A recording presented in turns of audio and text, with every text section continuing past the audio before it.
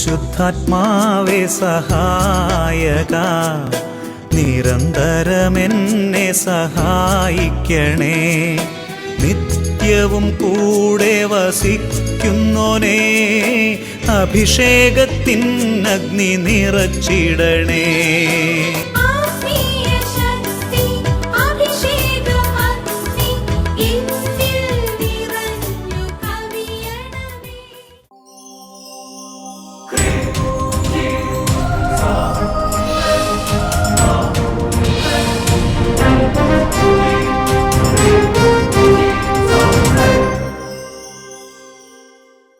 Praise the Lord. Praise the Lord. Hallelujah. Hallelujah.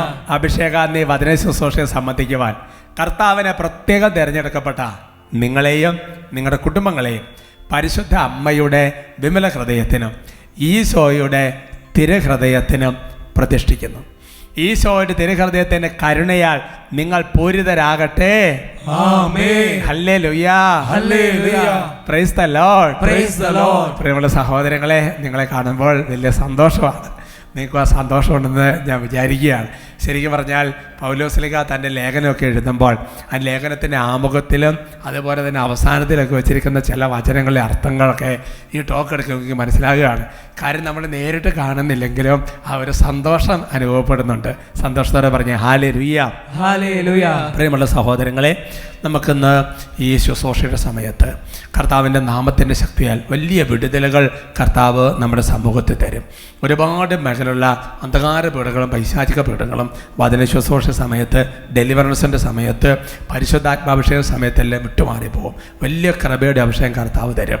പ്രിയമുള്ള സഹോദരങ്ങളെ, ഈ പ്രാർത്ഥനാ ശുശ്രൂഷ സംബന്ധിക്കുമ്പോൾ ശരീരവും മനസ്സും ആത്മാവും എല്ലാം ഏകാഗ്രതമാക്കി നല്ല വിശ്വാസത്തോടെ, പ്രത്യാശയോടെ, ശരണത്തോടെ പ്രാർത്ഥിച്ചു കഴിഞ്ഞാൽ ഇവിടെ നമ്മൾ കേൾക്കുന്ന പല സാക്ഷ്യങ്ങൾ പോലെ ഒരു സാക്ഷ്യം കേൾക്കാൻ നിങ്ങൾക്ക് ഇടവരും.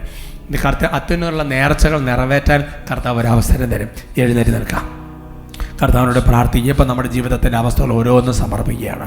പ്രിയമുള്ള സഹോദരങ്ങൾ, പിശാച് ഒരുക്കുന്ന തടസ്സങ്ങളുണ്ട്. അതെല്ലാം പ്രാർത്ഥിക്കുമ്പോഴാണ് വിട്ടുമാറിപ്പോകുന്നത്. ബൈബിളിൽ എത്രയോ വചനമാണ് കർത്താവ് ആജ്ഞാപിക്കുന്നത്. ഏശയ്യാ 44 വചനമുണ്ടല്ലോ. വടക്കിനോട് വിട്ടുകൊടുക്കാമെന്നും തെക്കിനോട് തടയരുതെന്നും കർത്താവ് ആജ്ഞാപിക്കുന്നു. കർത്താവ് ആജ്ഞാപിക്കുകയാണ്, കർത്താവ് ശാസിക്കുകയാണ്, കർത്താവ് അഴിച്ചു പിടിക്കുക. കർത്താവ് ചോദിക്കുകയാണ്, 18 വർഷമായി സാത്താൻ ബന്ധിച്ചിരുന്ന മകളെ ഞാൻ അഴിച്ചു വിടേണ്ടേ? എൻ്റെ പ്രിയപ്പെട്ട സഹോദരങ്ങളെ, ബേറ്റ് മാർപ്പാപ്പ ഒരിക്കൽ പറഞ്ഞ കാര്യം ഞാൻ ഓർക്കുകയാണ്. അതായത് ശരിക്കും പറഞ്ഞാൽ വൈദികർ നല്ല വിശുദ്ധിയിലും കൃപയിൽ നിറഞ്ഞ് ഡെലിവറൻസ് ശുശ്രൂഷകൾ ചെയ്തു തുടങ്ങുമ്പോൾ സഭയിൽ വലിയ ഉണർവുണ്ടാകും. ഒരുപാട് തരത്തിൽ അന്ധകാര പീഡകൾ വിട്ടുമാറും. സഭ വീണ്ടും തഴച്ചു വളരും. നമ്മുടെ സഭ എന്ന് പറഞ്ഞാൽ നമ്മുടെ കുടുംബങ്ങളും നമ്മുടെ സമൂഹങ്ങളും എല്ലാം ഉയർന്നു വരും. നമ്മൾ പ്രാർത്ഥിക്കാൻ വേണ്ടി പോവുകയാണ്. ഓരോരുത്തരും കരങ്ങൾ ഉയർത്താം, ഹൃദയം തുറക്കുക, മനസ്സ് തുറക്കുക. ഞാൻ പറഞ്ഞതുകൊണ്ടല്ല, നിങ്ങൾ ഓരോരുത്തരും പ്രാർത്ഥിക്കുക. ഓരോ അവസ്ഥകളിൽ നമ്മൾ യേശുവിന്റെ നാമം വിളിച്ച് പ്രാർത്ഥിക്കുകയാണ്. ഓരോ അവസ്ഥകളിൽ കർത്താവിന്റെ നാമത്തെ വിളിച്ചപ്പോൾ പ്രാർത്ഥിക്കുകയാണ്. രോഗികളെ പ്രാർത്ഥിക്കുകയാണ്. നാളുകളായി വേദനകളൊക്കെ പൈശാചിക പീഡകൾ അലട്ടുന്നുണ്ടെങ്കിൽ അവരെ പ്രാർത്ഥിക്കുകയാണ്. ഏതെങ്കിലും തരത്തിലുള്ള ബാധകൾ ഭൂതങ്ങളോട് പ്രാർത്ഥിക്കുക. ഓരോ അവസ്ഥകളിൽ കർത്താവ് ഇടപെടുന്ന മണിക്കൂറാണല്ലോ ഇത്.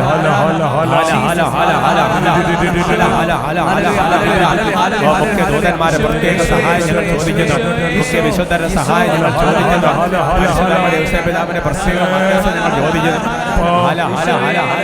ഓ കർത്താവായ ദൈവമേ, തിരുസഭയ്ക്ക് അങ്ങ് നൽകിയിരുന്ന പൗരോഹിത്യത്തിന് അധികാരം ഉപയോഗിച്ച് ഓ കർത്താവേ, ഇപ്പോൾ കണ്ണുനീരോടെ കരങ്ങൾ ഉയർത്തി നിലവിളിച്ച് ശരണപ്പെട്ട് പ്രാർത്ഥിക്കുന്ന ഓരോ വ്യക്തികളും അന്ധകാര പീഡകളും രോഗപീഡകളും പൈശാചിക പീഡകളും നസറായ യേശു നാമത്തിൽ ബന്ധിക്കുന്ന വിട്ടൊഴി നിത്യാഗ്നിയിൽ നിബന്ധിക്കട്ടെ.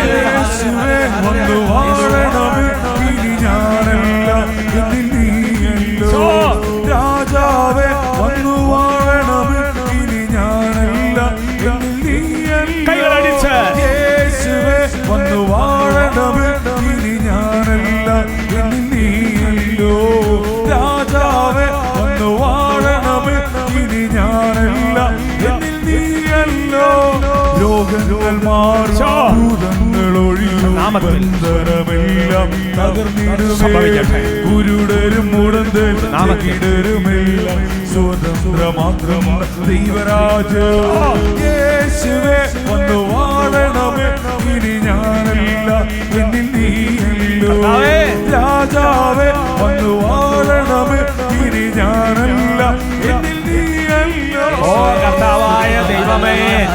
ബന്ധിക്കപ്പെട്ടിരിക്കും, നിങ്ങൾ അടിക്കപ്പെട്ടിരിക്കുന്ന വചനത്തിന്റെ അധികാരം ഉപയോഗിച്ച് കർത്താവ് യേശുവിന്റെ നാമത്തിന്റെ ശക്തിയാൽ, ഈശോയുടെ വചനത്തിന്റെ ശക്തിയാൽ, ഈശോയുടെ കുരിശിന്റെ അടയാളത്തിന്റെ ശക്തിയാൽ, കർത്താവിന്റെ കുരിശുമരണത്തിന്റെ ഉദ്ധാനത്തിന്റെ അനന്ത യോഗ്യതയാൽ കർത്താവായ ദൈവമേ, ഓരോ വ്യക്തികളെ ശല്യം ചെയ്യുന്ന ഭയം, നിരാശ, ആകുലത, ടെൻഷൻ, ആത്മഹത്യ ചിന്തകൾ, കർത്താവ് മുന്നോട്ട് പോകാൻ പറ്റാത്ത വാതിലുകൾ, ഇങ്ങനത്തെ ഓരോ മേഖലകളിലുള്ള പൈശാചിക ശക്തികളോട്, നാരക സേനകളോട് നൽകപ്പെട്ട പൗരവന്റെ അധികാരികളോട് യേശു നാമത്തിൽ കൽപ്പിക്കുന്നത് മാറും, നിരാശ നീങ്ങും, വിലാപനൃത്തമായി തീർന്നിടുമേ. തുറന്നിടും വാതിൽ അടഞ്ഞവയെല്ലാം പൊരുതും വിശ്വാരാജൻ നമുക്കാം. ഭയമെല്ലാം മാറും, നിരാശ നീങ്ങും, വിലാപനൃത്തമായി തീർന്നിടുമേ. തുറന്നിടും വാതിൽ അടഞ്ഞവയെല്ലാം പൊരുതും യേശുവേ വന്നു വാഴണമേ. ഇനി ഞാനല്ല എന്നിൽ നീയല്ലോ. രാജാവേ വന്നു വാഴണമേ. ഇനി ഞാനല്ല എന്നിൽ നീയല്ലോ. യേശുവേ വന്നു വാഴണമേ. ഇനി ഞാനല്ല എന്നിൽ നീയല്ലോ. രാജാവേ വന്നു വാഴണമേ. ഇനി ഞാനല്ല എന്നിൽ നീയല്ലോ. ഇനി ഞാനല്ല എന്നിൽ നീയല്ലോ.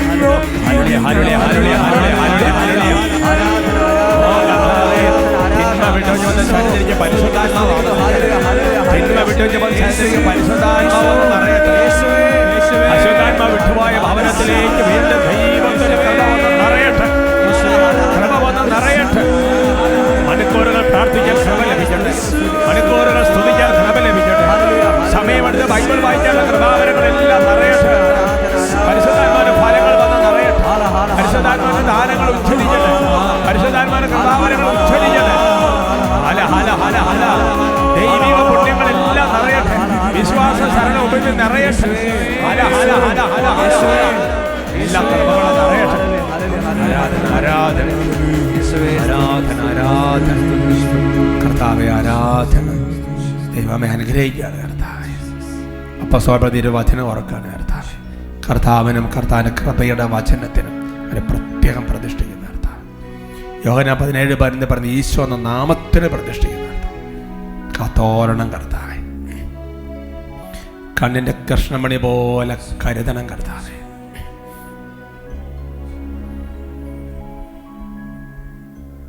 നമുക്ക് പ്രാർത്ഥിക്കാം.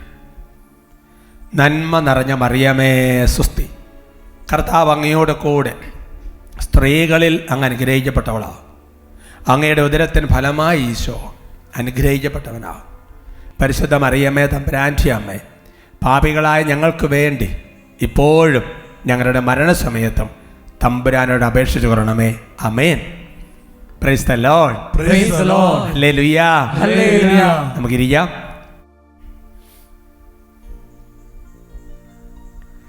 ഇന്ന് നമ്മൾ ചിന്തിക്കുന്ന വിഷയം, നമ്മുടെ ജീവിതത്തിൽ നമ്മൾ ഓരോ പ്രവൃത്തികളും ചെയ്യുമ്പോൾ നമ്മൾ ഓർക്കേണ്ടത്. ഇപ്പം നമുക്കറിയാം, ഒരു ഇലക്ഷൻ കഴിഞ്ഞു, ഇനി അടുത്ത ഇലക്ഷൻ വരുന്ന സമയമൊക്കെയാണ്. എൻ്റെ പ്രിയപ്പെട്ട സഹോദരങ്ങളെ, അപ്പോൾ ഇലക്ഷന് പോകുമ്പോൾ നമ്മൾ അതിൻ്റെ ഒരു ഐഡൻറ്റിറ്റി കാർഡ്, നമ്മൾ ഈ രാജ്യത്തിൻ്റെ പൗരനാണെന്നുള്ള ഒരു തെളിവ് നമ്മൾ കയ്യിൽ സൂക്ഷിക്കും. എന്ന് പറയുന്നത് പോലെ റേഷൻ കടയിൽ സാധനങ്ങൾ മേടിക്കാൻ വേണ്ടി പോകുമ്പോൾ നമ്മൾ റേഷൻ കാർഡ് എടുക്കും. എന്ന് പറയുന്നത് പോലെ നമ്മുടെ ജീവിതത്തിൽ ഓരോ പ്രവൃത്തിയും നമ്മൾ ചെയ്യുമ്പോൾ നമ്മൾ ഓർത്തിരിക്കേണ്ട ചില കാര്യങ്ങളെക്കുറിച്ച് ഒന്ന് പറയാൻ വിചാരിക്കുക, കർത്താവിൽ ആശ്രയിക്കുക. ഒന്നാമത്തെ ഒരു ചിന്ത എന്ന് പറയുന്നത്, നമ്മൾ ഏത് പ്രവൃത്തിയും ചെയ്യുമ്പോൾ നമ്മൾ ഓർക്കേണ്ട ആദ്യത്തെ കാര്യമെന്ന് പറയുന്നത്, ഇത് നമ്മളല്ല ചെയ്യുന്നത്, പിന്നെയോ ദൈവമാണ് നമ്മളിലൂടെ ഈ പ്രവൃത്തി ചെയ്യുന്നത്. ഏത് പ്രവൃത്തിയും, പാപമൊഴികെ നമ്മൾ ചെയ്യുന്ന ഏത് പ്രവൃത്തിയും നമ്മളല്ല, ഈശോയാണ് ചെയ്യുന്നത് എന്നൊരു ചിന്ത മനസ്സിലാണ്. ഈശോയുടെ ജീവിതം തന്നെ നോക്കുക. ഈശോ പറയുന്നത് എന്താ? ഞാനല്ല, പിതാവ് എന്നിലൂടെ തൻ്റെ പ്രവൃത്തികൾ ചെയ്യുകയാണെന്നാണ് വചനം വെളിപ്പെടുന്നത്. ഞാനല്ല, പിതാവ് തൻ്റെ പ്രവൃത്തികൾ എന്നിലൂടെ ചെയ്യുകയാണ്. അപ്പം സത്യത്തിൽ എൻ്റെ പ്രിയപ്പെട്ട നമ്മളല്ല പ്രവർത്തിക്കുന്നത്, ദൈവമാണ് പ്രവർത്തിക്കുന്നത്. ഇതാദ്യം മനസ്സിലാക്കണം. അത് ഏത് പ്രവൃത്തി ചെയ്യുമ്പോഴും, ഭക്ഷണം പാകം ചെയ്യുമ്പോഴായിക്കോട്ടെ, ഡ്രൈവിംഗ് നടത്തുമ്പോഴായിരിക്കോട്ടെ, ഒരു ടീച്ചർ സ്കൂളിൽ പഠിപ്പിക്കുമ്പോഴായിക്കോട്ടെ, ഇപ്പം ഞാൻ വചന പ്രഭാഷണം നടത്തുമ്പോൾ ഇത് ഞാനല്ല, കർത്താവാണ് ചെയ്യുന്നത്. അത് ആദ്യം ആ ചിന്ത വരണം. യെശയ്യാ പ്രവചനം 26:12 നമുക്ക് നല്ല കേട്ട് പരിചയമുള്ളൊരു വചനമാണ്. Book of Isaiah chapter 26:12. ഞങ്ങളുടെ പ്രവർത്തികൾ യഥാർത്ഥത്തിൽ അങ്ങാണല്ലോ ചെയ്യുന്നത്. ഹല്ലേലൂയാ, ഹല്ലേലൂയ. യേശയ്യാ പ്രാർത്ഥിക്കുകയാണ്, കർത്താവേ ഞങ്ങളുടെ പ്രവർത്തികൾ യഥാർത്ഥത്തിൽ ഞങ്ങളല്ലല്ലോ, അങ്ങാണല്ലോ ചെയ്യുന്നത്. പക്ഷെ നമുക്ക് പലപ്പോഴും നേരെ തിരിച്ചാ അല്ലേ, നമ്മൾ ചെയ്തോ, ഞാൻ ചെയ്തോ, ഞാനാണ് പ്രവർത്തിക്കുന്നത്. അല്ല, നമ്മളല്ല, ദൈവമാണ് നമ്മുടെ പ്രവർത്തികളെല്ലാം ചെയ്തുകൊണ്ടിരിക്കുന്നത്. ഇത് പലപ്പോഴും നമ്മൾ മറന്നുപോകും. അതുകൊണ്ട് ഈശോ ഓർമ്മിപ്പിക്കുകയാണ്, കർത്താവ് ഓർമ്മിപ്പിക്കുകയാണ്. യെശയ്യാ പ്രവചനത്തിൽ 22-ാമത്തെ അധ്യായത്തിൻ്റെ 11-ാമത്തെ തിരുവചനത്തിൽ, പഴയ കുളത്തിലെ ജലം ശേഖരിക്കാൻ വേണ്ടി ഇരുമതിലുകൾക്കിടയിലായി നീ ഒരു ജലസംഭരണം നിർമ്മിച്ചു. എന്നാൽ ഇത് ചെയ്തവൻ്റെ നേരെ തിരിയുകയോ പണ്ടു തന്നെ അത് ആസൂത്രണം ചെയ്തവനെ നീ പരിഗണിക്കുകയോ ചെയ്തില്ല.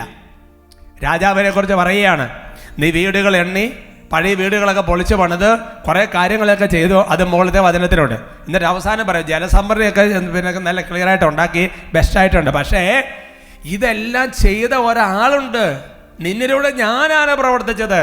ഇതെല്ലാം നീ ജനിക്കുന്നതിന് മുൻപ് തന്നെ നിന്നിലൂടെ ചെയ്യിപ്പിക്കാൻ വേണ്ടി ആസൂത്രണം ചെയ്ത് പ്ലാൻ ചെയ്ത് സമയത്ത് അത് എക്സിക്യൂട്ട് എന്ന് ചെയ്ത ഞാനെന്നാ പറയുന്ന ഒരാൾ ഇവിടെ ഇരിപ്പുണ്ട്. പക്ഷെ എന്നെ നീ ഒരു മിനിറ്റ് പോലും ഓർത്തില്ലല്ലോ. കർത്താവ് പറയാം അല്ലേ. ചിലപ്പോൾ ചില കാരണന്മാർ പറയാം, ഞാനെന്നൊരാൾ ഇവിടെ ഇരിപ്പുണ്ടെന്നൊരു ഓർമ്മയെങ്കിലും അല്ലേ എന്നൊക്കെ പറഞ്ഞ പോലെ. പൗലോസ് ശ്ലീഹായ്ക്ക് വലിയ തിരിച്ചറിവുണ്ട്. അതുകൊണ്ട് ശ്ലീഹ പറയുക 1 കൊരിന്ത്യർ 15:10 എന്താ പറയുന്നത്? ഞാൻ എന്തായിരിക്കും ദൈവകൃപയാലാണ്, എൻ്റെ മേൽ ദൈവം ചൊരിഞ്ഞ കൃപ നിഷ്ഫലമായി പോയിട്ടില്ല. എന്നിട്ട് പറയാണ്, നേരെ മറിച്ച് മറ്റെല്ലാവരെയും അധികം ഞാൻ അധ്വാനിച്ചു. എന്നിട്ട് നോക്കിയേ, എന്നാൽ ഞാനല്ല, എന്നിലുള്ള ദൈവകൃപയാണ്, പരിശുദ്ധാത്മാവാണ്, ഈശോയാണ്, ദൈവമാണ് അധ്വാനിച്ചത്, ഞാനല്ല. അവർക്ക് പറഞ്ഞേ hallelujah, hallelujah. Praise the Lord, praise the Lord. പൗലോസ് വീണ്ടും തന്റെ ലേഖനത്തിൽ രേഖപ്പെടുത്തുകയാണ്. കൊളോസ്സസ് 1:29 ഈ ലക്ഷ്യം പ്രാപിക്കുന്നതിന് വേണ്ടി അത്ര അവൻ എന്നിൽ ശക്തിയായി ഉണർത്തുന്ന ശക്തി കൊണ്ട് ഞാൻ കഠിനമായി അധ്വാനിക്കുന്നത്. അപ്പോൾ ശരിക്കും പറഞ്ഞു കഴിഞ്ഞാൽ പൗലോസ് പറയുകയാണ്, പരിശുദ്ധാത്മാവാകുന്ന ശക്തി. പൗലോസിനൊക്കെ ചില ലക്ഷ്യമുണ്ട്, സുവിശേഷ വേലയുമായി ബന്ധപ്പെട്ട ചില ലക്ഷ്യമാണ്. അവിടെ പറയാണ്, എന്നെ ശക്തിയായി ഉണർത്തുന്ന ഒരു പരിശുദ്ധാത്മ ശക്തി കൊണ്ടാണ് ഞാനിതൊക്കെ ചെയ്യുന്നത്, ഞാനല്ല, ഈ പരിശുദ്ധാത്മ ശക്തിയിലാണ് ഇതെല്ലാം നടക്കുന്നത്. ഉച്ചത്തിൽ പറഞ്ഞേ ഹല്ലേലൂയ, ഹല്ലേലൂയ. അതുകൊണ്ട് എൻ്റെ സഹോദരൻ, നമ്മുടെ ജീവിതത്തിൽ ഏത് പ്രവൃത്തിയും ചെയ്യുമ്പോൾ നമ്മളിത് ഓർക്കണം. ദൈവമേ, ഇത് ഞാനല്ലല്ലോ കർത്താവേ, അങ്ങാണല്ലോ ചെയ്യുന്നത് അല്ലേ. അതെപ്പോഴും നമ്മുടെ മനസ്സിൽ സുഹൃദയമം പോലെ ചെയ്ത് പറഞ്ഞുകൊണ്ടിരിക്കണം. ഒരു പ്രവൃത്തി തുടങ്ങുന്നതിന് മുൻപൊന്ന് പ്രാർത്ഥിക്കുന്നതിൻ്റെ അർത്ഥം എന്താ? ദൈവമാണിത് ചെയ്യുന്നത് അല്ലേ. ഒരു പ്രവൃത്തി അവസാനിപ്പിക്കുമ്പോൾ പ്രാർത്ഥിക്കുന്നതിൻ്റെ അർത്ഥം എന്താ? ദൈവം ചെയ്തതിനാണ് അല്ലേ. രണ്ടാമത്തെ ഒരു ചിന്ത നമ്മൾ മനസ്സിലാക്കേണ്ടത്, ഏത് പ്രവൃത്തി ചെയ്യുന്നതിന് മുമ്പ് രണ്ടാമത്തെ ഒരു ചിന്ത, അല്ലെങ്കിൽ പ്രവൃത്തി ചെയ്തുകൊണ്ടിരിക്കുമ്പോൾ രണ്ടാമത്തെ ഒരു ചിന്ത പറയേണ്ടത് ഇങ്ങനെയാണ്: ഇപ്പോൾ നമ്മൾ ചെയ്യുന്ന ഈ പ്രവൃത്തി എന്ന് പറയുന്നത് ദൈവം നേരത്തെ തീരുമാനിച്ചു വെച്ചതാണ്. സമയത്ത് അങ്ങോട്ട് കമ്പ്യൂട്ടറിൽ പ്രോഗ്രാം ചെയ്ത് വെക്കുന്നത് പോലെ സമയത്തങ്ങ് നടന്നു, അത്രയേ ഉള്ളൂ. അതുകൊണ്ടല്ലേ പണ്ടേ തന്നെ മുമ്പത്തെ വചനം യെശയ്യായിലെ പണ്ടേ തന്നെ ഇത് ആസൂത്രണം ചെയ്ത് ഇതെല്ലാം പ്ലാൻ ചെയ്ത് വെച്ച ഒരാള് അവനെ ഓർക്കണം.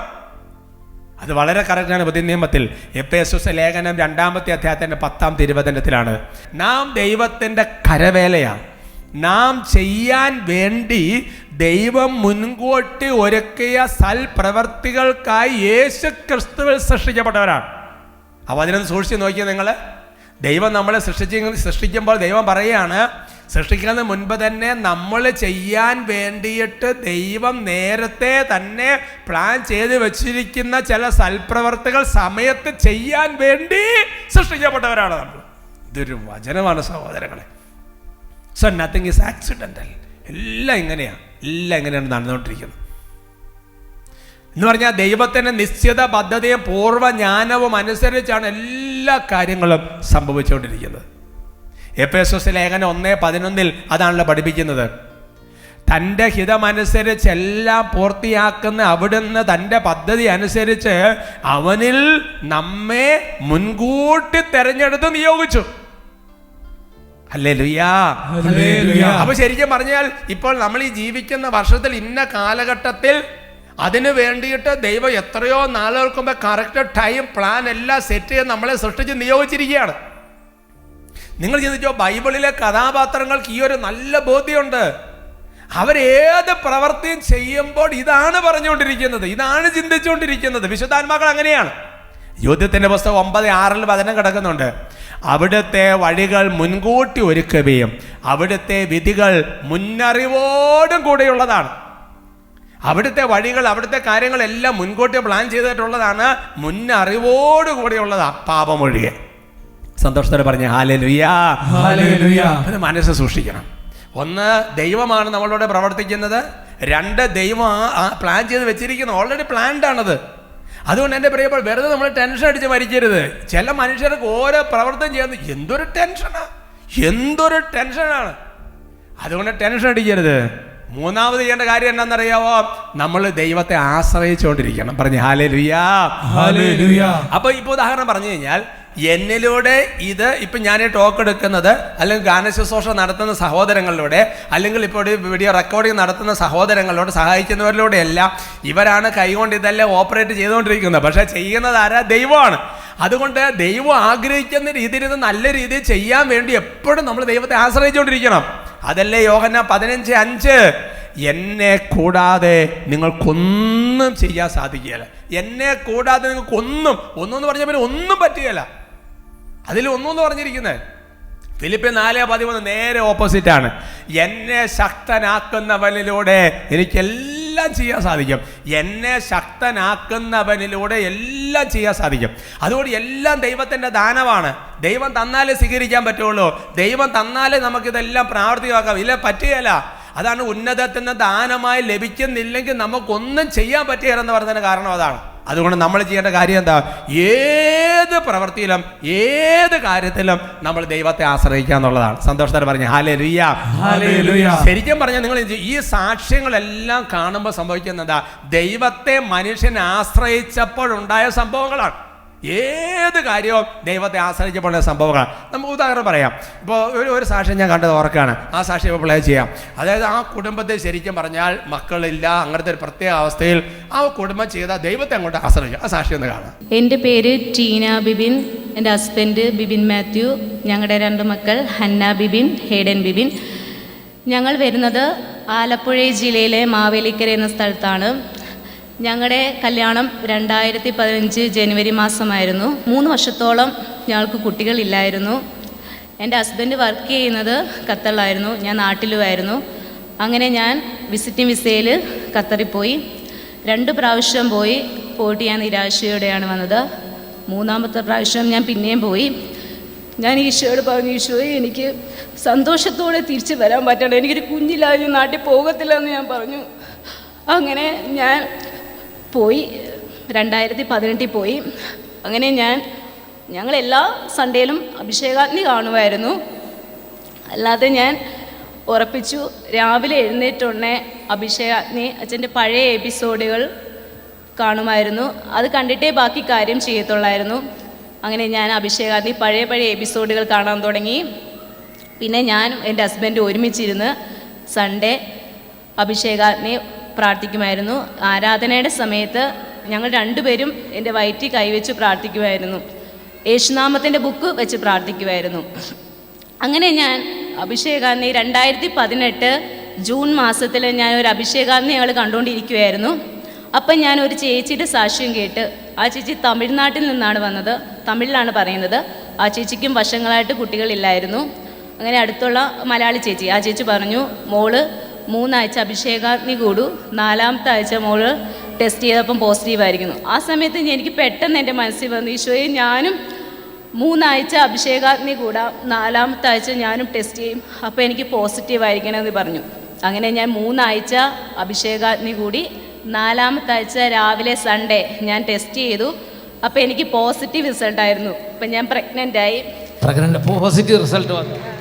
ഈ കുട്ടി എന്താണോ വിശ്വാസത്തോടെ കണ്ട് പ്രാർത്ഥിച്ചത് അത് അതുപോലെ സംഭവിച്ചു. 2019 ഫെബ്രുവരി 2-ാം തീയതി ഞങ്ങൾ ആഗ്രഹിച്ചതുപോലെ ഞങ്ങൾക്കൊരു പെൺകുഞ്ഞിനെ നൽകി ദൈവം അനുഗ്രഹിച്ചു. അത് കഴിഞ്ഞ് 2022 സെപ്റ്റംബർ 16-ാം തീയതി ദൈവം ഞങ്ങൾക്ക് ഒരു ആൺകുഞ്ഞിനെ നൽകി അനുഗ്രഹിച്ചു. കർത്താവ് കുടുംബത്തിൻ്റെ ആ ഒരു ദുഃഖം എടുത്തു മാറ്റി. കർത്താവ് ഒരു അത്ഭുതം. നിങ്ങൾ ചിന്തിച്ച് നോക്കിയേ, കുടുംബം അങ്ങനെ പ്രാർത്ഥിക്കാതെ അങ്ങനെ ഇരുന്നിരുന്നെങ്കിലോ? അപ്പോൾ കർത്താവിൻ്റെ വചനം പറഞ്ഞ എങ്ങനെയാണ്? പ്രഭാഷകന്റെ പുസ്തകത്തിൽ 38-ാം അധ്യായത്തിൽ 9-ാമത്തെ വാക്യത്തിൽ പറഞ്ഞ എങ്ങനെയാണ്? മകനെ, രോഗം വരുമ്പോൾ ഉദാസീനനാകാതെ കർത്താവിനോട് പ്രാർത്ഥിക്കുക, അവിടെ നിന്നെ സുഖപ്പെടുത്തും. ഒരാവശ്യം വരുമ്പോൾ ഉദാസീനനായി ഇരിക്കരുത്, നിരാശപ്പെട്ടിരിക്കരുത്. എന്ത് ചെയ്യണം? കർത്താവേ എന്ന് പറഞ്ഞ് വചനം കേട്ട് പ്രാർത്ഥിക്കണം. പ്രാർത്ഥിക്കാൻ തളർച്ച വരുമ്പോൾ വചനം കേൾക്കണം. ഇവരത് ആ വഴി ഫോളോ ചെയ്തു. ഇവരാദ്യം വചനം കേട്ടു. വചനം കേട്ടിട്ട് ആ വചനം കേൾക്കുമ്പോൾ വരുന്ന പരിശുദ്ധാത്മാവിൻ്റെ ശക്തിയാൽ ഇവർ പ്രാർത്ഥന ദൈവസന്നിധിയിൽ അർപ്പിക്കുന്നു. പ്രാർത്ഥനയ്ക്ക് അത്ഭുതകരമായ ശക്തിയുണ്ട്. Price the Lord. Praise the Lord. Hallelujah. Hallelujah. നിങ്ങൾ ആ സാക്ഷ്യം കണ്ടപ്പോൾ ചിന്തിച്ചു നോക്കിയേ, അതിനകത്ത് എന്താ സംഭവിച്ചത്? ശരിക്കും പറഞ്ഞാൽ അവർക്ക് കുഞ്ഞിനെ നൽകിയത് ആരാ? ദൈവമാണ്. ഇവർ ചെയ്ത ഏക പ്രവൃത്തി എന്താ? അവർ കർത്താവിനെ ആശ്രയിച്ചു. കാരണം അവരുടെ പരിശ്രമം കൊണ്ട് സാധ്യമല്ല. അപ്പോൾ ഈ സാക്ഷ്യം കേൾക്കുമ്പോൾ നമുക്ക് ഇങ്ങനത്തെ അത്ഭുതങ്ങൾ കാണുമ്പോൾ ദൈവമാണ് ചെയ്യുന്നത് നമുക്ക് ക്ലിയർ ആണല്ലോ. അങ്ങനെയാണെങ്കിൽ എൻ്റെ പ്രിയപ്പെട്ട സഹോദരൻ, നമ്മുടെ ജീവിതത്തിന് അനുദിന പ്രവർത്തികളും ചെയ്യുമ്പോൾ നമ്മൾ ഓർക്കേണ്ടത് എന്നാ? ഇത് നമ്മളെ കൊണ്ട് ചെയ്യാൻ പറ്റുന്നതല്ല, ഇത് ദൈവമാണ് ചെയ്യുന്നത്. അതുകൊണ്ട് ഞാൻ ചെയ്യേണ്ടത് എന്നതാ? ദൈവത്തിൽ ആശ്രയിക്കുക, ദൈവത്തിൽ ആശ്രയിക്കുക. പക്ഷേ എൻ്റെ പ്രിയപ്പെട്ട, ഇവിടെ ഒരു അപകടം വരാം. ഇവിടെ ഒരു അപകടം വരുന്നതെന്നു വെച്ചാൽ നമ്മൾ പലപ്പോഴും എന്നറിയോ, ഒന്നെങ്കിൽ മറ്റുള്ളവരെ മറ്റതിനൊക്കെ പലതിനെ ആശ്രയിച്ചു പോകും. അതാണ് അപകടം. അവിടെ അപകടം സംഭവിക്കും. ഹബക്കൂക്ക് 1:11 പഠിപ്പിക്കുകയാണ്, സ്വന്തം ശക്തിയെ ദൈവമായി കരുതിയിരുന്നവർ പരിഭ്രാന്തരായിട്ട് പോയി. അപ്പോൾ അതുകൊണ്ട് നമ്മളെ തന്നെ ആശ്രയിക്കുക, മറ്റുള്ളവരിൽ ആശ്രയിക്കുക ചെയ്താൽ നമുക്ക് ഭയങ്കര ടെൻഷൻ വരും. കാരണം നമ്മളത് ചെയ്തുകൊണ്ടിരിക്കുന്നേ, മറ്റേ ആൾക്കാർ ഫ്രീ ആയിട്ടിരിക്കും. നിങ്ങൾ കണ്ടില്ലേ, പരീക്ഷയ്ക്ക് സമയത്ത് പഠിക്കണം, അതൊക്കെ പ്രധാനപ്പെട്ട കാര്യമാണ്. പഠിക്കണം, ദൈവകൃപ പഠിക്കണം. പക്ഷേ പിന്നെ ദൈവമാണ് ചെയ്യുന്നത്, ടെൻഷൻ പിടിക്കേണ്ട ആവശ്യമില്ല. ഉച്ചത്തിൽ പറയാം ഹല്ലേലൂയ, ഹല്ലേലൂയ. ഞാൻ ആവർത്തിക്കുകയാണ് നിങ്ങളുടെ മനസ്സിൽ കാര്യങ്ങൾ പതിയാൻ വേണ്ടി. ഒന്നാമത്തെ കാര്യം എന്താ? നമ്മുടെ എല്ലാ പ്രവർത്തനവും ദൈവമാണ് ചെയ്യുന്നത്. രണ്ടാമത്തെ കാര്യം എന്താ? ദൈവം ഓൾറെഡി പ്ലാൻ ചെയ്ത് വെച്ചിരിക്കുന്ന. മൂന്നാമത്തെ കാര്യം നമ്മൾ ചെയ്യുന്നത് എന്താ? സിമ്പിൾ ദൈവത്തിൽ ആശ്രയിച്ചുകൊണ്ടിരിക്കുക. നാലാമത്തെ കാര്യം എന്താണെന്നറിയാമോ? നാലാമത്തെ കാര്യം ഇങ്ങനെയാണ്. ഇങ്ങനെ നമ്മൾ ഓരോ പ്രവർത്തികളും നമ്മൾ ചെയ്തുകൊണ്ട് പോയിക്കൊണ്ടിരിക്കുമ്പോൾ നമ്മുടെ ഉള്ളിലിരുന്ന ഹൃദയത്തിൻ്റെ ഉപദേശം സ്വീകരിച്ചുകൊണ്ടിരിക്കണം. എന്ന് പറഞ്ഞാൽ പരിശുദ്ധാത്മാവിൻ്റെ സ്വരം ഓരോ കാര്യത്തിനും ശ്രമിച്ചുകൊണ്ടിരിക്കണം. നീ വലത്തോട്ട് ഇടത്തോട്ട് തിരിയുമ്പോൾ പറയുന്നൊരു സ്വരം കേൾക്കും, ഇതാണ് വഴി. ഈ സ്വരം നമ്മൾ ശ്രമിച്ചുകൊണ്ടിരിക്കണം. കാരണം ദൈവം ഓൾറെഡി പ്ലാൻ ചെയ്ത് വെച്ചിരിക്കുന്നത് എങ്ങനെയാണെന്നും ഏത് സമയത്താണെന്നും എല്ലാ കാര്യങ്ങളും ദൈവം നമ്മളോട് ഇങ്ങനെ മനസ്സാക്ഷി പറഞ്ഞുകൊണ്ടിരിക്കുകയാണ്, ആത്മാവിൽ പറഞ്ഞുകൊണ്ടിരിക്കുകയാണ്. ആ സ്വരം ശ്രമിച്ചുകൊണ്ടിരിക്കണം. പ്രഭാഷണം 37:14 നല്ല വചനമാണ്. ഗോപുരത്തിൻ്റെ മുകളിലിരുന്ന് നിരീക്ഷിക്കുന്ന 7 പേരേക്കാൾ സ്വന്തം ഹൃദയമാണ് കൂടുതൽ വിവരങ്ങൾ തരുന്നത്. അതുകൊണ്ട് ഹൃദയത്തിൻ്റെ ഉപദേശം സ്വീകരിക്കണം, പരിശുദ്ധാത്മാവിൻ്റെ സ്വരം ശ്രമിച്ചുകൊണ്ടിരിക്കണം. ജ്ഞാനത്തിൻ്റെ പുസ്തകത്തിൽ 9:17 പഠിപ്പിക്കുകയാണ്, അങ്ങ് ജ്ഞാനത്തെയും പരിശുദ്ധാത്മാവിനെയും ഉന്നതത്തിൽ നിന്ന് നൽകിയില്ലെങ്കിൽ അങ്ങയുടെ ഹിതം എങ്ങനെ അറിയും? സന്തോഷത്തോടെ പറഞ്ഞു ഹല്ലേലൂയ, ഹല്ലേലൂയ. അഞ്ചാമത്തെ കാര്യം എന്താണെന്നറിയാമോ? ഓരോ പ്രവൃത്തിയും ചെയ്യുമ്പോൾ നമ്മൾ ഒരു കാര്യം മേക്ക് ഷുവർ ചെയ്യണം, ദൈവത്തിൻ്റെ വചനം അനുസരിച്ചാണോ ഇത് നമ്മൾ ചെയ്തുകൊണ്ടിരിക്കുന്നത് എപ്പോഴും ഉറപ്പാക്കിക്കൊണ്ടിരിക്കണം. അതുകൊണ്ടാണ് ധാരാളം വചനം വായിച്ച് വചനം ഉള്ളിൽ നിറയണം. അങ്ങനെ വചനം ഉള്ളിൽ നിറഞ്ഞു കഴിഞ്ഞാൽ നമ്മൾ ചെയ്യുന്ന പ്രവർത്തികളെല്ലാം വചനത്തിന് അടിസ്ഥാനമായിട്ട് മാറ്റപ്പെടും. വചനാധിഷ്ഠിതമായിട്ട് പ്രവർത്തികൾ ചെയ്തില്ലെങ്കിലുള്ള കുഴപ്പം എന്താ? സ്വർഗ്ഗത്തിൽ ചെല്ലുമ്പോൾ കർത്താവ് പറയും ഞാൻ അറിഞ്ഞിട്ടില്ല എന്ന് പറയും. അതുകൊണ്ട് അഞ്ചാമത്തെ കാര്യമെന്ന് പറയുന്നത്, നാലാമത്തെ കാര്യം ദൈവത്തിൻ്റെ പരിശുദ്ധാത്മ ഓരോ സെക്കൻഡ് പറഞ്ഞോളൂ, അത് കേട്ടോണ്ടിരിക്കണം. അത് മാത്രം പോരാ, പിന്നെ എന്താ? വചനം അനുസരിച്ചാണോ കാര്യങ്ങൾ നമ്മൾ പോയിക്കൊണ്ടിരിക്കുന്നത്? ചിലപ്പോൾ അറിയാതെ വചനം ലംഘിക്കാൻ പിശാച് നോക്കും. അപ്പോൾ ഏകദേശം നമ്മുടെ പ്രവർത്തികൾ ക്ലിയറായി. ഇനി പ്രവർത്തികൾ ഇനി നടന്നു കഴിയുമ്പോൾ സംഭവിക്കുന്ന കാര്യമാണ് ആറാമത്തെ കാര്യം ഇതാണ്, ദൈവം ചെയ്ത ഈ പ്രവൃത്തി അത് നമ്മുടെ പേരിൽ തന്നെ ദൈവം പ്രസിദ്ധപ്പെടുത്തും. ദൈവം നമ്മുടെ പേരിൽ പ്രസിദ്ധപ്പെടുത്തും. അവസാനം ആൾക്കാർ പറയുന്നറിയാവോ? ഇപ്പൊ ബിനോയച്ചൻ ചെയ്തു എന്നായിരിക്കും പറയുന്നത്, അല്ലെങ്കിൽ ഇന്ന ആള് ചെയ്തു എന്നായിരിക്കും പറയാം. പക്ഷെ ചെയ്താരാ? ദൈവം. പ്ലാൻ ചെയ്താരാ? ദൈവം. നമ്മൾ സിമ്പിൾ ദൈവത്തിൽ ആശ്രയിച്ചിട്ടേ ഉള്ളൂ, വേറൊന്നും നമ്മൾ ചെയ്തിട്ടില്ല, വേറൊന്നിനും പിന്നാലെ പോയിട്ടില്ല. അത് ദിനവൃത്താന്തത്തിന്റെ 1-ാമത്തെ പുസ്തകത്തിൽ 17-ാമത്തെ അധ്യായത്തിന്റെ 19-ാമത്തെ വാക്യത്തിലുണ്ട്. കർത്താവേ, ഈ ദാസന് വേണ്ടി വലിയ കാര്യങ്ങളെല്ലാം അവിടുന്ന് സ്വമനസാ ചെയ്തിരിക്കുന്നു, അവ പ്രസിദ്ധമാക്കുകയും ചെയ്തിരിക്കുന്നു. Praise the Lord. Praise the Lord. ദാവീദിലൂടെ കർത്താവ് തന്നെ ഒരുപാട് കാര്യങ്ങൾ ചെയ്തിട്ട് ജനത്തിന് മുമ്പിൽ വരുമ്പോഴെങ്ങനെയാ ദാവീദ് ഇത് ചെയ്തു എന്നാ, പക്ഷെ സത്യത്തിൽ ചെയ്താരാ? ദൈവമാണ് ഇതെല്ലാം ചെയ്തത്. Price the Lord. Praise the Lord. അതുകൊണ്ട് അവസാനത്തെ ഒരു കാര്യം, ഏഴാമത്തെ കാര്യം എന്താണെന്നറിയാവോ? ദൈവം ചെയ്ത കാര്യം ദൈവദാസരായ നമ്മുടെ പേരിൽ ദൈവം പ്രസിദ്ധപ്പെടുത്തുമ്പോൾ അതിൻ്റെ മഹത്വം നമ്മൾ എടുക്കരുത്. അതുകൊണ്ടാണ് ഏഴാമത്തെ കാര്യം, അതാണ് എപ്പോഴും ഏത് പ്രവൃത്തി ചെയ്താലും ദൈവത്തിന് മഹത്വം കൊടുത്തുകൊണ്ടിരിക്കണം. കാരണം പ്ലാൻ ചെയ്തതാരാ? ദൈവം. ചെയ്തതാരാ? ദൈവം. ഉപദേശം തന്നതാരാ? ദൈവം. നമ്മൾ ആകെ ചെയ്ത കാര്യം എന്താ? നമ്മൾ ദൈവത്തിനെ ആശ്രയിച്ചു, പിന്നെ ദൈവത്തിൻ്റെ സ്വരം കേട്ടു, പിന്നെ എന്താണ് വചനം ലംഘിക്കുന്നുണ്ടോ നോക്കി, ചെയ്ത് പ്രസിദ്ധപ്പെടുത്തിയത് ദൈവം, എല്ലാം ചെയ്തത് ദൈവം. അതുകൊണ്ട് ഒരു കാര്യം ഓർക്കണം, മറ്റുള്ളവരിലൂടെ ദൈവം ഓരോ കാര്യങ്ങൾ ചെയ്യുന്നത് കാണുമ്പോഴും നമ്മൾ ചെയ്യുന്ന കാര്യം എന്താണെന്നറിയോ? ദൈവത്തെ മഹത്വപ്പെടുത്തിക്കൊണ്ടിരിക്കണം. അതാണ് ഗലാത്യ 1:24 പൗലോസ് പറയാ, എന്നെ പ്രതി അവർ ദൈവത്തെ മഹത്വപ്പെടുത്തി. ഒരിക്കലും നമ്മൾ മഹത്വം എടുക്കരുത്. സന്തോഷത്തോടെ പറഞ്ഞു ഹല്ലേലൂയ, ഹല്ലേലൂയ. അതുകൊണ്ട് എൻ്റെ പ്രിയപ്പെട്ട സഹോദരങ്ങളെ, ഈ 7 കാര്യങ്ങൾ നിങ്ങൾക്ക് ഒരുപാട് ബലം തരും. ഒരു പക്ഷേ ഇത് ഒറ്റയടിക്ക് ഇതെല്ലാം മനസ്സിൽ കിട്ടിയെന്ന് വരില്ല, എപ്പിസോഡ് ഒന്നുകൂടെ കേട്ടാൽ മതി. എന്നിട്ട് എന്ത് ചെയ്യണമെന്ന് അറിയാവോ? നമ്മൾ ഓരോ പ്രവർത്തനം ചെയ്യുമ്പോൾ ഓരോന്ന് ഇപ്പം നാളെ മുതൽ നിങ്ങൾ പ്രാക്ടീസ് ചെയ്യാൻ വേണ്ടി തുടങ്ങുക. 7 കാര്യങ്ങൾ, ഏത് പ്രവർത്തനം ചെയ്യുന്നതിനും 7 കാര്യങ്ങൾ. അത് ഓർത്തോർത്ത് പതുക്കെ പ്രാക്ടീസ് ചെയ്ത് ഹാബിറ്റ് ആക്കിയാൽ സ്വർഗത്തിൽ വെച്ച് നമുക്ക് കണ്ടുമുട്ടാൻ പ്രത്യേകം ദൈവം ഒരു അവസരം തരും. Hallelujah, hallelujah. ഈശോ അനുഗ്രഹിക്കട്ടെ.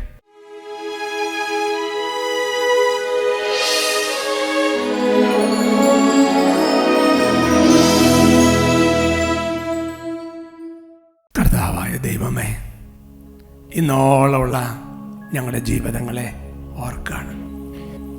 എത്ര അത്ഭുതകരമായ വഴികളിലൂടെ അങ്ങ് ഞങ്ങളെ നയിച്ചു. കർത്താവേ, ഓരോ സെക്കൻഡിലും ഓരോ ശ്വാസത്തിലും ഈ ഒരു വചനം ഞങ്ങളുടെ ഉള്ളിൽ വരുവാണ്. കർത്താവ് എത്ര നല്ലവനാണെന്ന് രുചിച്ചറിയുവൻ. ദൈവമേ, അങ്ങ് ചെയ്ത പ്രവർത്തികൾ, അങ്ങ് ഞങ്ങൾക്ക് വേണ്ടി ഞങ്ങളിലൂടെ ചെയ്ത പ്രവർത്തികൾ എത്രയോ എണ്ണം അങ്ങ് ഞങ്ങളുടെ പേരിൽ പ്രസിദ്ധപ്പെടുത്തി. പക്ഷെ പലപ്പോഴും അങ്ങയുടെ നന്ദി പറഞ്ഞിട്ടില്ല, മഹത്വം അങ്ങേക്ക് സമർപ്പിച്ചിട്ടില്ല. കർത്താവ് ഞങ്ങൾ തന്നെ ആത്മപ്രശംസ ചെയ്തും മഹത്വം എടുത്തും ജീവിച്ചു പോയ നാളുകളുണ്ട്. ഞങ്ങൾ അനുദപിക്കുകയാണ് കർത്താവെ. ഒപ്പം ഞങ്ങൾ പ്രാർത്ഥിക്കുകയാണ്, ഹൃദയം തുറന്ന് പ്രാർത്ഥിക്കുകയാണ്. ഓരോ പ്രവർത്തികളും അങ്ങ് പ്ലാൻ ചെയ്തതാണ്, അങ്ങ് തീരുമാനിച്ചുറപ്പിച്ചതാണ്. കർത്താവെ, അവിടുന്നാണ് ചെയ്യുന്നത്. ഞങ്ങൾ വചനം നോക്കണം, പരിശുദ്ധാത്മാവിന്റെ സ്വരം കേട്ടുകൊണ്ടിരിക്കണം, അങ്ങേ ആശ്രയിച്ചുകൊണ്ടിരിക്കണം. അങ്ങനെ മുന്നോട്ട് കൊണ്ടുപോകാൻ ഒരു പ്രത്യേക അഭിഷേകം ഞങ്ങൾക്ക് നൽകണം, ഒരു കൃപ ഞങ്ങൾക്ക് നൽകണം. കർത്താവെ, ഇത് ഞങ്ങൾ മറന്നു പോകരുത്. ഞങ്ങളെ സഹായിക്കണം കർത്താവെ. ഞങ്ങളങ്ങനെ ശരണപ്പെടുകയാണ് കർത്താവെ, ഞങ്ങളങ്ങനെ ആശ്രയിക്കുകയാണ് കർത്താവെ. ദൈവമേ, ഞങ്ങളെ സഹായിക്കണം കർത്താവെ. അതിനുവേണ്ട കൃപകളെല്ലാം ഞങ്ങൾക്ക് തരണം കർത്താവെ. ഓരോ സെക്കൻഡിലും അങ്ങാണ്ട് ചെന്ന് ഓർമ്മയെ ജീവിക്കാൻ ഞങ്ങൾക്ക് അഭിഷേകം ചെയ്യണമേ. ഈശോയെ സഹായിക്കണമേ. Hallelujah, hallelujah, hallelujah, hallelujah. ഈശോയെ കൃപ തൂകണമേ.